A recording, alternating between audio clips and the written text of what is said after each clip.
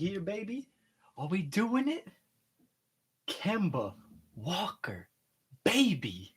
Come on. You know we like that. We know we like that, Kemba Walker. That's right. That's right. Mitchell Robinson, hello. The two guys who thought everybody's like, oh, they're injured. Oh, they're not gonna play no more. Oh, they fall down too much. Oh, they're just not doing it. They're fighting with everybody. They got beef. Blah blah blah. Guess what? Guess what? They're here to play. They're here to play. That's what I'm saying. That's what I'm saying. Kemba Walker, Mitchell Robinson. Shoot, even Fournier had a steal and a little fast break. What's he doing with the ball? Listen, they look good, man. Knicks look good. That was a game they had to win. That was a game they were supposed to win, and that's a game they did win. And that's what we like. That's what we like with New York basketball, baby. That's what we like. When I talk about Big Nick energy, winning games you're supposed to win. That's Big Nick energy. All right? Shoot. Let me pull up this box score right now because I'm not playing with these guys.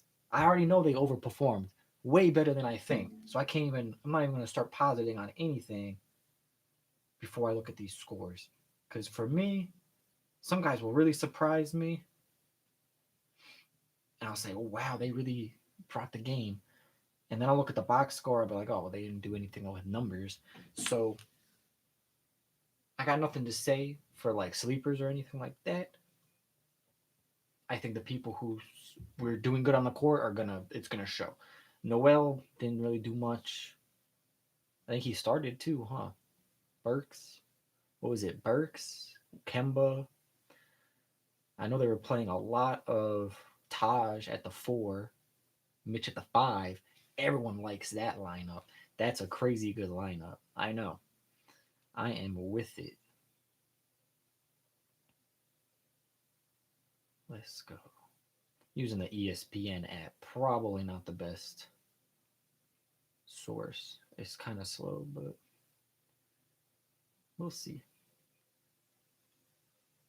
So bear with me. Excuse me. All right, box score, baby. Box score. Randall, 8 for 18. Not the best for field goal. 1 for 6 from 3. 11 rebounds, 3 assists. They don't have his turnovers here. I hope I can switch it. Turnovers, 6 turnovers. 6 turnovers. The team had 12. Randall had 50% of the team's turnovers for the night. That's not going to cut it. That's not going to cut it going forward. Oh, he's a plus 13 with 21 points. I'm glad he got rebounds. I'm glad that he got a plus 13, which means he was playing defense, or at least the people around him were playing defense. But that many turnovers, half the team's turnovers just for you, what does that tell you? Stop bringing the ball up. Let Kemba Walker bring the ball up. My God. Let Kemba Walker bring the ball up. Clearly, he can do it. Clearly, it works. So, whatever. I think we all know that. Noel, minus 10. Didn't even shoot. Nothing going on. Walker got 40 minutes, though. 40 minutes. Steve JJ, paging Steve JJ. I keep saying this guy on Reddit. Steve JJ. His knee surgeon friend, I'm just baffled by. His knee surgeon friend couldn't be more wrong. That morning of the Boston game, he goes in Reddit and makes a link and says, oh, my knee surgeon friend says he's injured. That's why he's not playing. Thibodeau's taking the heat for an injury by saying, well, I'm just going to bench him. And then that night, he scored 29 points. And now tonight, he just played 40 minutes. Come on. 21 points, 2 turnovers, 5 assists, 8 rebounds from your point guard. That's the rebounds you want? Those long kick-out rebounds? That's what I get so annoyed with whenever I say, oh, nobody boxes out. What I mean by that is the big guys don't really need to box out because they're huge. They're going to put their hands up and they get the rebound. But Fournier, Burks, Rose, Walker, Quickly, Grimes, RJ all need to box out on the baseline, on the 3-point line. They need to box their guys out because those long rebounds are what devastate you. You're like, I'm in the thick of it under the basket trying to get the rebound. It kicks out long, and this little guy just tracks it down. Are you kidding me? So those 8 rebounds are big. Burks have 41 minutes. Fournier have 41 minutes. Burks for 2 for 10. Listen, Burks is not doing that good. He had a poor night, but I think his defense made up for it, and just the fact that you can give him the ball and he's not going to lose it. You can rely on him to make the right decision a lot of the time.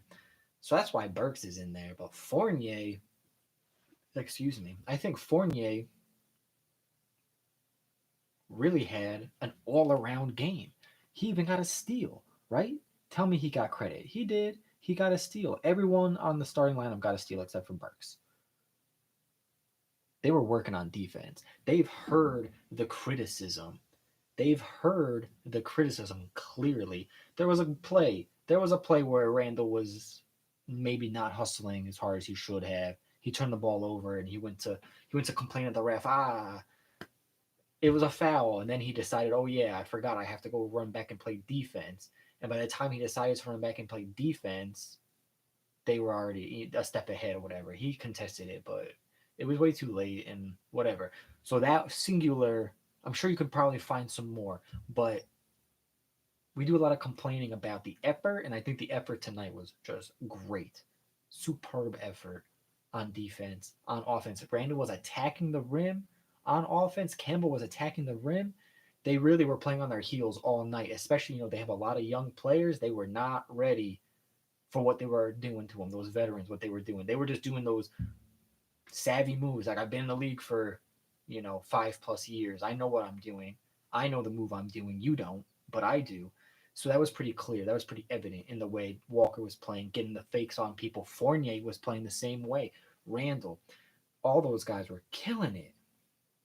Shoot, Selden even looked good. I forgot he got in. But the big one is going to be 25 minutes from Mitchell Robinson, 8 for 9. That's what you want from your big guy. 14 rebounds. 14 rebounds. How many blocks? 3 blocks, 4 fouls, and a turnover. 17 points. Bruh. That's what we've been asking for.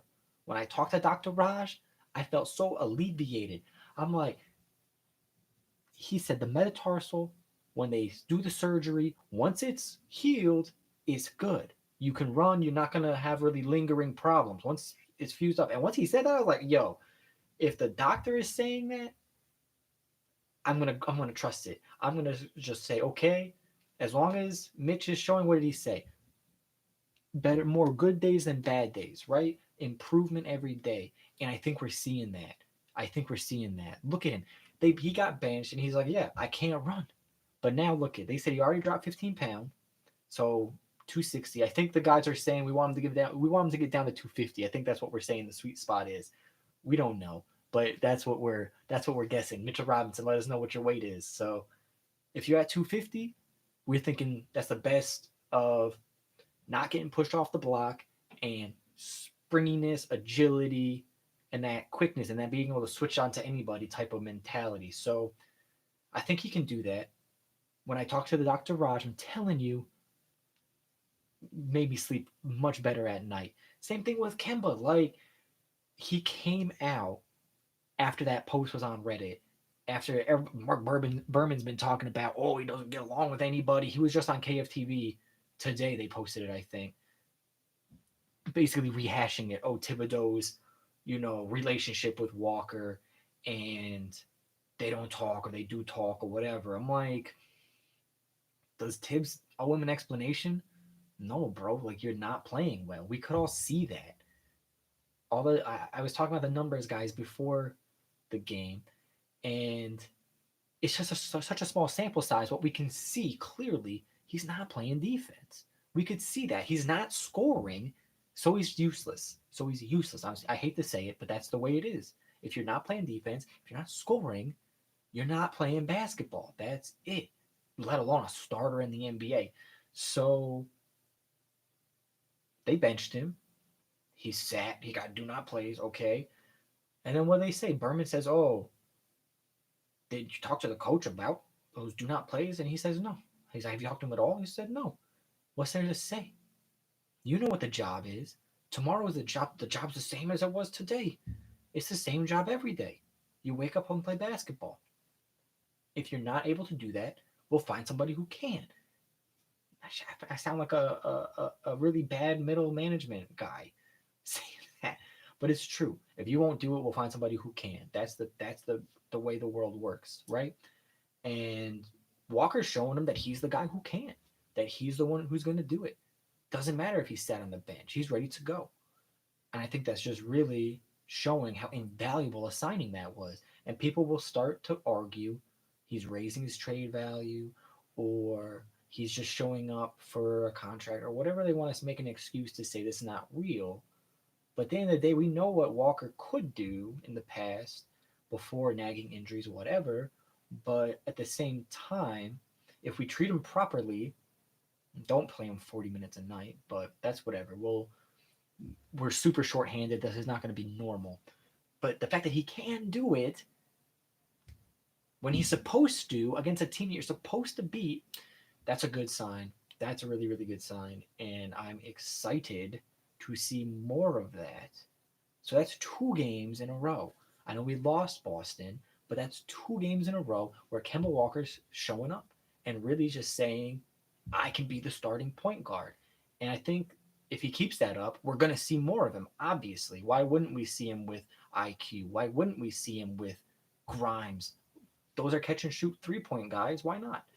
So I'm with it. I think it's going to work. I think it's going to happen where he either blows it or he triumphs. I mean, that's really it. There's only 2 options. You either do good or you don't do good. There's no 2 ways about it. But 2 games down, more to come. What's the next game? Wait with me, folks. Wait with me. I appreciate your patience. Technical difficulties. Thursday, 7:30 against Washington. That's a win. That's a win, baby.